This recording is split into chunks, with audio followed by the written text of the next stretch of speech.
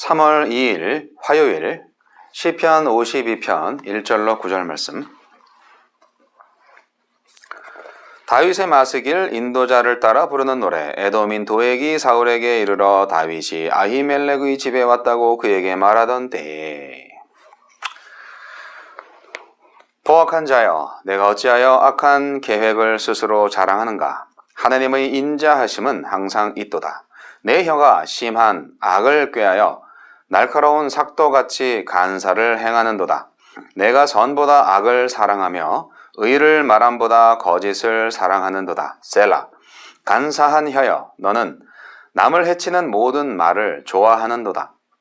그런즉 하나님이 영원히 너를 멸하시며 너를 붙잡아 내 장막에서 뽑아내며 살아있는 땅에서 내 뿌리를 빼시리로다. 셀라.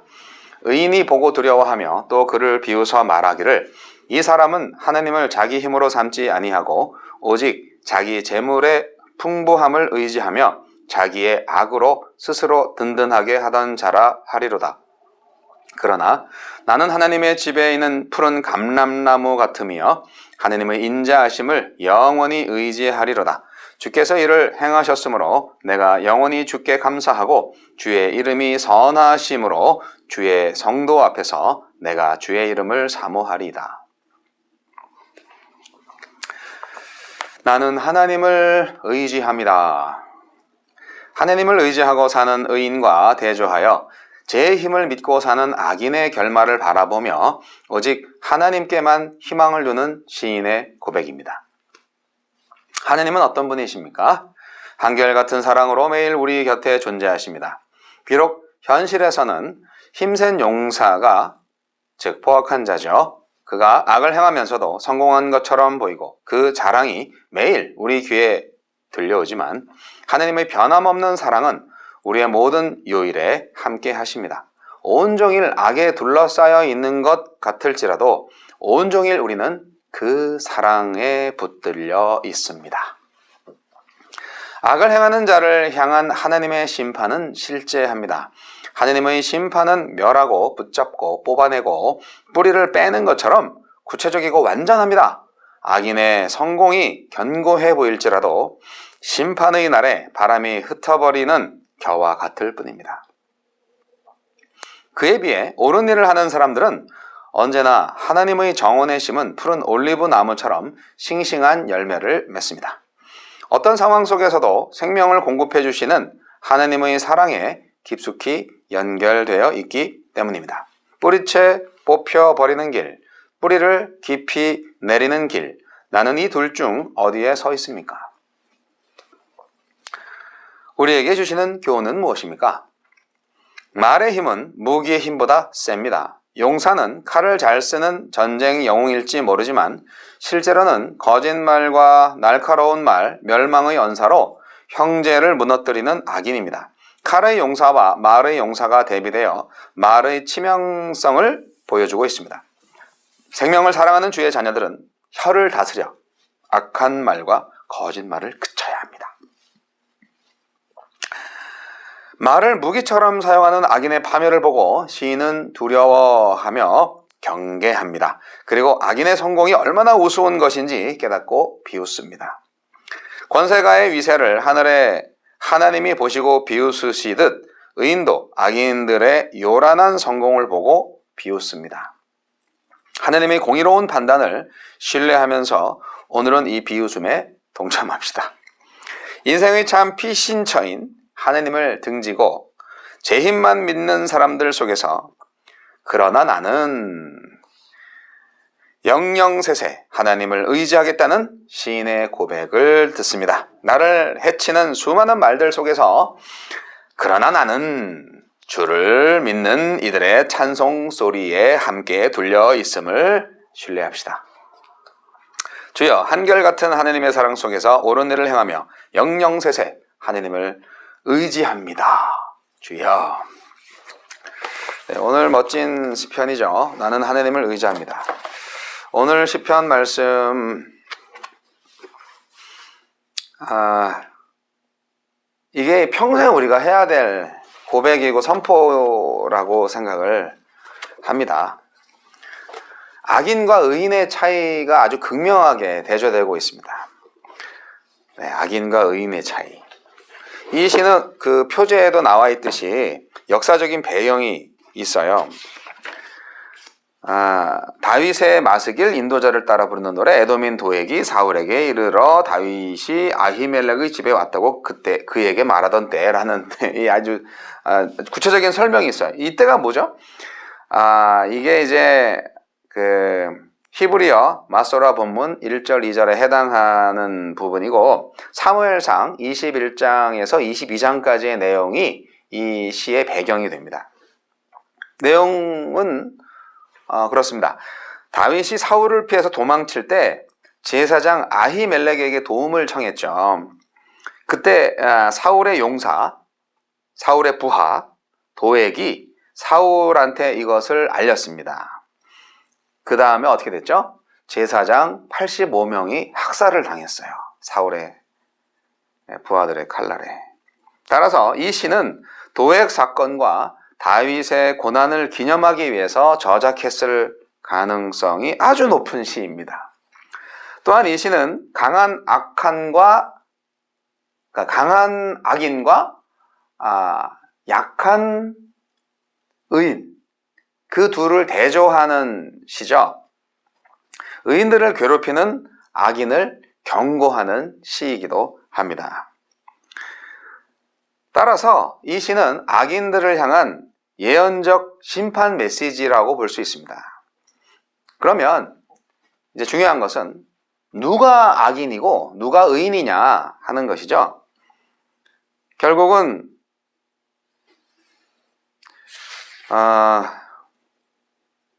여기서 나오는 악인들은 결국 세상 권력이죠. 세상의 힘을 의지하는 사람들이죠.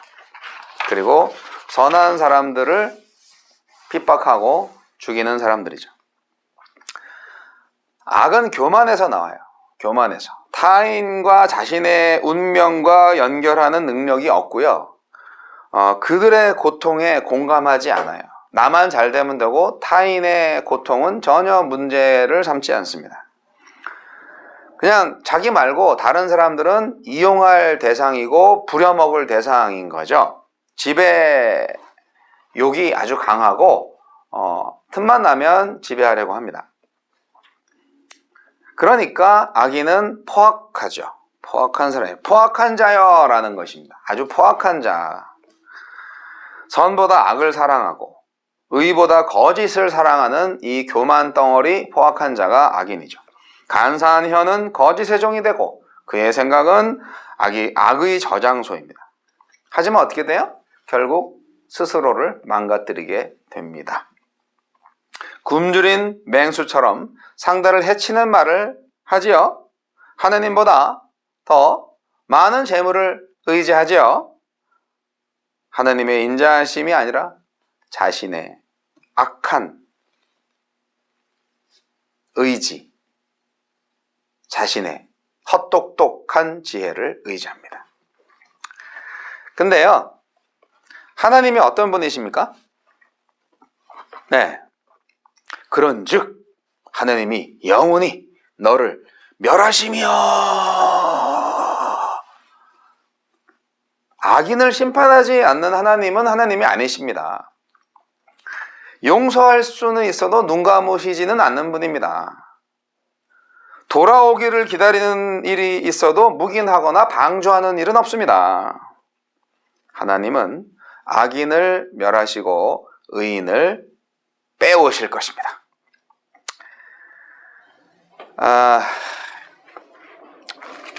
정말 이 세상에는 자기 힘만 믿고 악한 일을 행하는 사람들이 참 많아요. 오늘 시편에서는 이런 사람들을 강포한 자라고 포악한 자라고 부릅니다. 여러분 거짓말하기를 좋아하세요? 아니면 참말하기를 좋아하세요? 진실이란 개념이 있으세요? 당연히 있으셔야죠. 하지만 많은 사람들이 오직 나에게 이득이 되는가? 사람을 속여서 이득을 취할 수만 있다면 얼마든지 거짓말을 하는 사람들이 많죠. 그런 사람들이 오늘 시편의 주인공, 포악한 자입니다. 이런 사람들이 일시적으로 번영하죠. 네, 성공하는 것처럼 보이고요. 사업이 번창하고요. 잘 먹고 잘 삽니다. 어제는 3.1절이었죠. 근데 사실 그 독립유공자들이 그 자손까지 참 가난하게 사는 사람들이 참 많아요. 그 신문에 만평을 보니까 친일파 후손들은 재산도 많고 잘 먹고 잘 살아요. 그래서 친일파 후손의 자녀들이 저 건너편 집에 손가락질을 하면서 엄마 저 사람들은 왜 저렇게 못 살아? 그렇게 물어보니까 엄마가 저 사람들은 대충 살아서 그래. 그렇게 대답을 하는 그 만평이 있어요. 참 마음이 아팠어요. 예. 아직도 그 상처가 아물지 않았어요. 아직도 정의가 세워지지 않았어요. 나라를 위해서, 나라의 독립을 위해서 목숨 바쳐 헌신한 분들이 아직도 대접을 못 받고 있어요. 정말 안타까운 대한민국의 현실이죠. 미국 사람들은 이런 한국인의 그 한을 잘 모를 거예요. 일본 식민지 시대를 지나고 또 6.25 전쟁까지 겪어서 우리나라는 정말 비극의 연속이었습니다. 뭐 좀 다른 얘기지만 한편으로는 또 우리나라가 그런 엄청난 시련을 겪었기 때문에 오늘날 또 눈부신 성장과 그리고 빛나는 민주주의를 만들어 갈 수 있었던 것이 아닌가. 아직도 군사 독재의 잔재가 남아있고 독재자의 권력 뭐 이런 것들이 많이 남아있고 빈익빈 부익부 이런 것들이 많이 남아있지만 아직도 악인은 다 심판 못 받고 있지만 아주 조금씩 그 퇴적되어 있는 그 아주 나쁜 세력들, 적폐 세력들을 하나씩 들춰내는 것을 지금 하고 있는 것처럼 보입니다. 네. 저는 그렇게 생각을 합니다. 그래서 하나님이 우리나라를 사랑하신다. 물론 좀 마음이 아픈 것은 교회가 그 일에 전적으로 동참하지 못하고 있는 부분도 드러나기 때문에 참 마음이 아프지만 어쨌든 하나님은 우리를 사랑하신다. 저는 그렇게 믿습니다. 하나님께서 우리 대한민국을 참 사랑하시고 또 반드시 잘 사용하실 것이다. 하나님의 나라를 위해서. 저는 그렇게 생각을 하는데 그래서 이런 시를 보면은 가슴이 뜨거워집니다. 나는 그럼에도 불구하고 그러나 나는 하나님을 의지합니다. 이런 고백이 있는 거죠. 오늘 그러나 나는 8절에 이 부분이 그러나 나는 이거를 우리가 해야 되는 거예요. 아무리 이제 우리 주위에 있는 악인들이 번성하고 성공하고 처세술에 능하여 많은 행복감을 가지고 우리들을 조롱한다 할지라도 그러나 나는 하나님의 집에 있는 푸른 감람나무 같으며 하나님의 인자하심을 영원히 의지하리로다. 이렇게 고백하고 나아갈 수 있는 거죠. 그렇습니다. 의인들은 이 포악한 자의 멸망을 목격하기를 원합니다. 그럴 날이 반드시 옵니다. 그리고 하나님의 공의로운 심판에 대해서 경외감을 갖게 될 그런 날이 반드시 옵니다. 네. 그 포악한 자가 멸망하는 것을 보고 안도의 한숨을 내쉬면서 하나님의 공의로운 통치에 대해서 기쁨의 환호성을 올릴 날이 반드시 옵니다. 그래서 최종적으로 의인들이 푸른 올리브 나무처럼 번성하게 될 것이기 때문에 또 하나님의 인애가, 하나님의 사랑이, 그 인자하심과 사랑이 이 세상에서 펼쳐지는 것을 보면서 하나님을 더욱 신뢰하게 될 것이기 때문에 오늘 의인들아 영원히 주를 찬양하라. 네, 그의 이름을 불러라. 비록 이 세상에서 불의한 일을 당하면서 힘이 없는 삶을 살지라도 힘을 가진 사람을 부러워하지 말고 하나님의 인애를 의지하는 그 삶을 살아야 한다.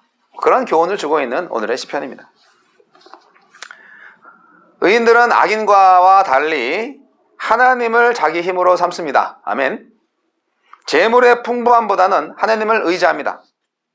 악이 아니라 선으로 든든하게 하는 사람입니다. 우리가요? 맞아요. 우리가.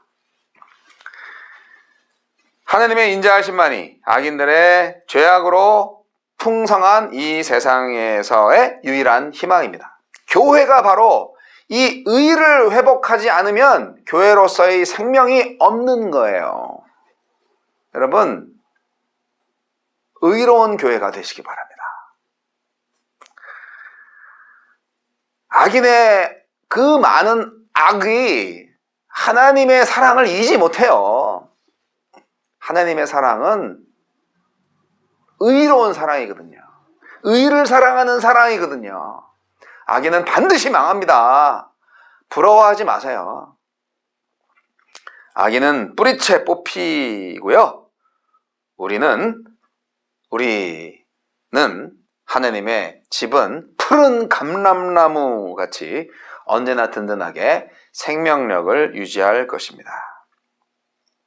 하나님의 인자하심에 감사하시고 그분의 이름만을 사모하시는 저와 여러분 되시기를 주의 이름으로 축원합니다. 오늘도 좋은 하루 되세요.